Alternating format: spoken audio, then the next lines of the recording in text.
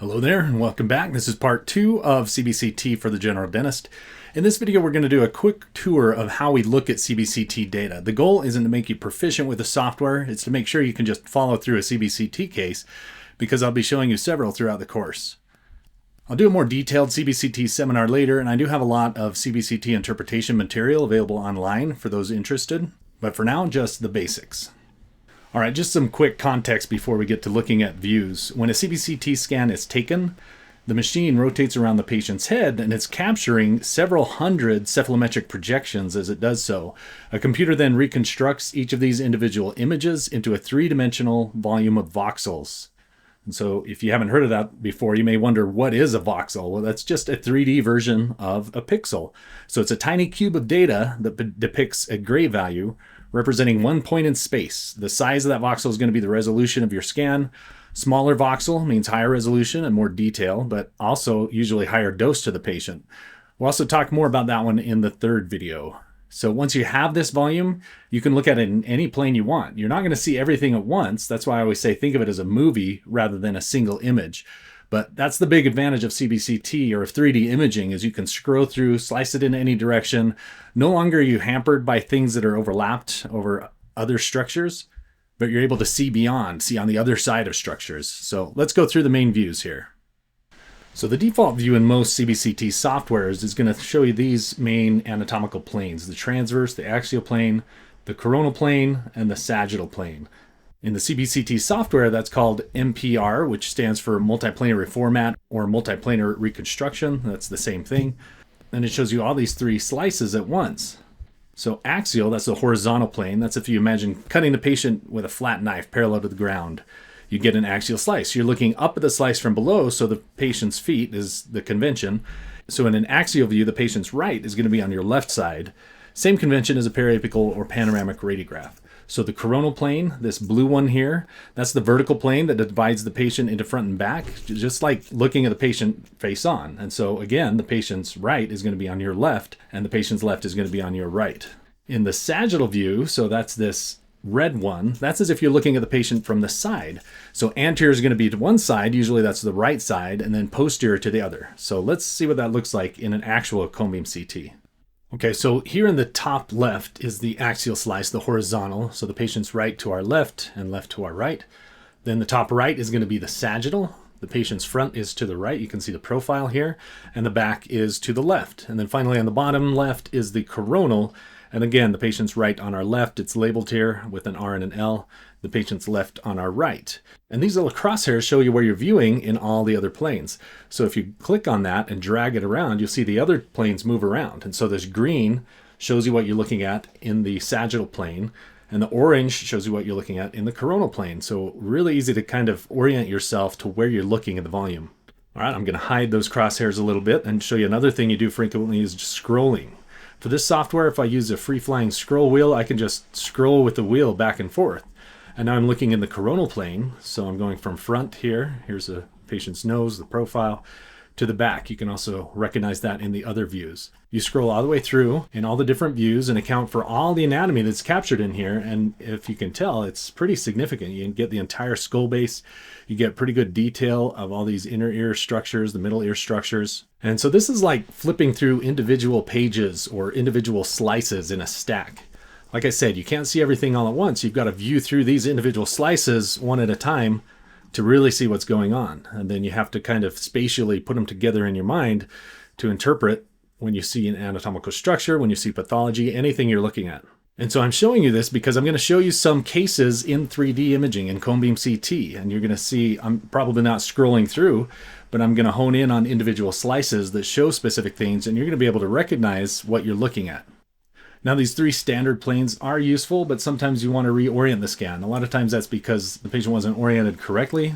And so you can click that button and go ahead and drag and just kind of straighten out the patient. This is why maybe it's not quite as important for patient positioning in CBCT imaging as it is for panoramic positioning, because you can't fix it after the fact in panoramic, but in CBCT you can. So maybe you can think of other uses for reorienting the scan. Maybe you're looking at an individual tooth An implant site for endodontics, you probably want to orient it parallel to the root of the tooth. And so whenever you want to see a structure aligned to its own anatomy rather than the patient's gross anatomy, you're going to probably use one of these oblique planes and reorient it to that exact structure. The most common use, as I said, is for implant planning. So if you don't orient the volume specifically to the direction of the desired implant, you'll actually be overestimating the bone at that site. And that could be problematic, right? Going into the sinus, going into the inferior alveolar canal. Not a good thing. And so it's a good thing to know. Unfortunately, I don't have time to cover that in this video, but I'll make other videos showing it. All right, now let's go up here to Panoramic. Another way to look at CBCT is to extract a panoramic view from it. And this is really cool. You can kind of select your own focal trough, is what it would be called in a panoramic image.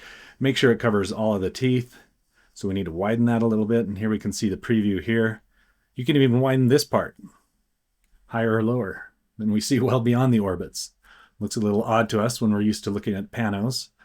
But then you create the pano over here, and you can see all the teeth at once, just like your traditional pano.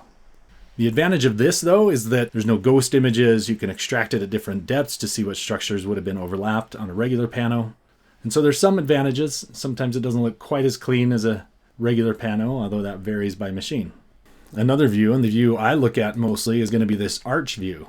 And so now that I've done this panoramic curve, that still follows in the arch view, and I can look at a single curved slice around the teeth. Now I'm scrolling in and out from buccal to lingual. And, you know, because dental disease is so common, I probably spend a majority of my time looking at this view, ruling out caries, although this is not the most sensitive to caries diagnosis, but ruling out endodontic lesions, periodontal disease, fractured teeth, impacted teeth, as we see here. There's just so many different dental diseases and dental things that you can find that if you're not spending a lot of time doing this, you're going to be missing stuff. So this really is the workhorse also for implant planning, if you can imagine.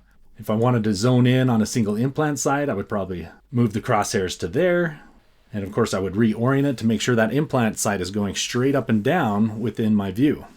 But now you can see a cross-sectional image and see exactly how much bone is there. Let me zoom in a little bit. If this tooth wasn't here, you could do measurements of the width, the height, and really get a pretty accurate estimate of how much bone you have there. And when doing implant planning, you can make sure to sink it right in that site. And if you use some type of guide, you really reduce the chance of error of penetrating into the sinus or one of those other anatomical structures we're concerned about. All right, so what about 3D rendering? I don't spend a lot of time in 3D rendering. That's something more to show your patients, maybe to get a good overview of the patient. But I will show you a couple of examples. I want to show you there are two main types of 3D volume. There's direct rendering and indirect. So to show the direct one, I actually have to go to this ceph tracing in this software. And see, that looks just like a lateral cephalometric image, except you can move it around. So that's really nice. And so say the patient was misaligned and you want to reorient it, and well, just drag it back and forth, up or down, whatever you need to get it properly aligned. Say you want to align to the mandible rather than the maxilla and skull base, you can do that too. And you can see there's a little bit of a discrepancy between the mandible and the maxilla and the skull base. And now there are different types of indirect volume rendering. I'll show you over here in the volume render tab. And so you have these various volumetric transparent settings. This one shows the teeth pretty well.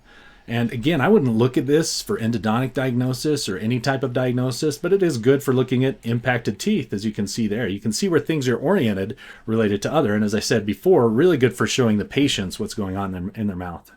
You can choose to show with soft tissue or without. And now we have a little line around where the soft tissue is, or back to just the teeth. Or you can just look at the bone and then you can see the crowns of the teeth as well. And so these are really useful for visualization, and particularly with orthodontic analysis, but they're not really what you use to make a diagnosis. You make diagnosis from the individual slices, the MPR, or maybe that curved arch slice and the cross sections going through it.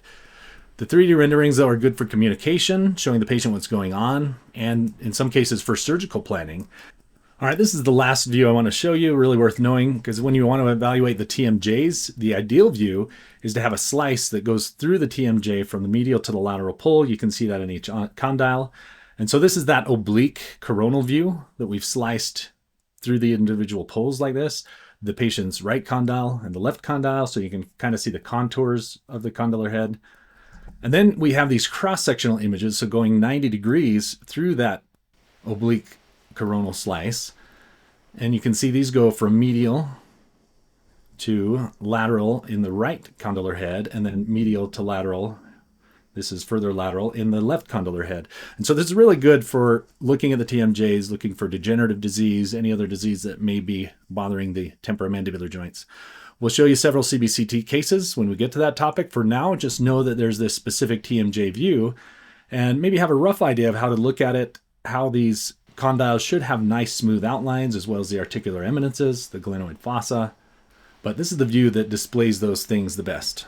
All right, so that covers the main views, MPR with our axial, coronal, sagittal, our oblique reorientation, the panoramic reconstruction, arch section for majority of looking at dental disease, as well as implant planning, 3D rendering, and then finally I showed you the TMJ specific view. For my course, you don't need to know how to drive the software, you need to know how to recognize each view and what it tells you about the patient. When I say axial slice, you should know what plane that is. That's a horizontal slice. When I show you an arch section for an implant case, you should have a rough idea and know what you're looking at. In the next video, this is the last of the CBCT topic. We'll talk about artifacts you'll see on CBCT, your legal responsibilities for interpretation, and then a brief mention of other advanced imaging modalities you might encounter as a general dentist, even though they're more related to the medical world. So we'll see you on that next one. Thanks.